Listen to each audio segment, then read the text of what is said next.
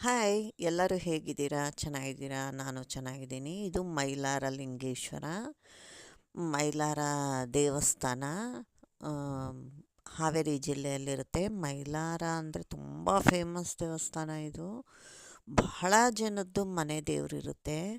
ಅಂದರೆ ಈ ಕಡೂರು ಆ ಕಡೆ ಎಲ್ಲ ಭಾಳ ಜನದ್ದು ಕೇಳಿದ್ದೀವಿ ನಾವು, ಮನೆ ದೇವರು ನಮ್ಮ ಮನೆ ದೇವರು ಅಂತ. ಇಲ್ಲಿ ಹಾವೇರಿಯಲ್ಲೂ ಅಷ್ಟೇ, ಇಲ್ಲಿ ಮತ್ತು ಲಕ್ಷ್ಮೇಶ್ವರ ಗದಗ ಜಿಲ್ಲೆ ಅಲ್ಲೆಲ್ಲ ಭಾಳ ಕೇಳಿದ್ದೀವಿ.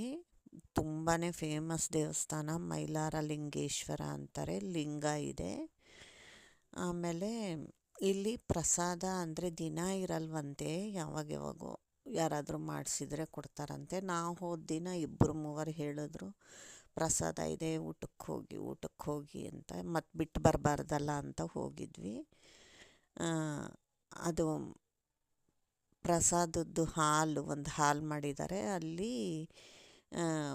ಅಂದರೆ ಟೇಬಲ್ ಚೇರ್ ಏನೂ ಇಲ್ಲ, ಕೆಳಗೆ ಕುತ್ಕೊಂಡು ಊಟ ಮಾಡಬೇಕು. ಬಫೆ ಸಿಸ್ಟಮ್ ಕೊಡ್ತಾರೆ. ತಟ್ಟೆಗಳು ತಗೊಂಡೋಗಿ ಫಸ್ಟು ಪಾಯಸ ಮತ್ತು ಮುಳಗಾಯಿ ಪಲ್ಯ ಕೊಟ್ಟರು, ಬದನೇಕಾಯಿ ಪಲ್ಯ ಕೊಟ್ಟರು.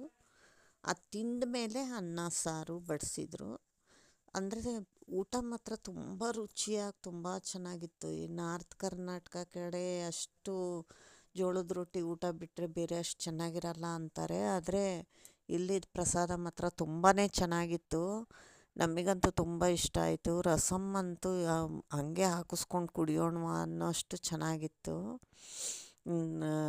ಅನ್ನ, ರಸ, ಮುಳಗಾಯಿ ಪಲ್ಯ ಮತ್ತು ಅಕ್ಕಿ ಕಡಲೆಬೇಳೆ ಪಾಯಸ ಕೊಟ್ಟಿದ್ದರು. Thanks for watching.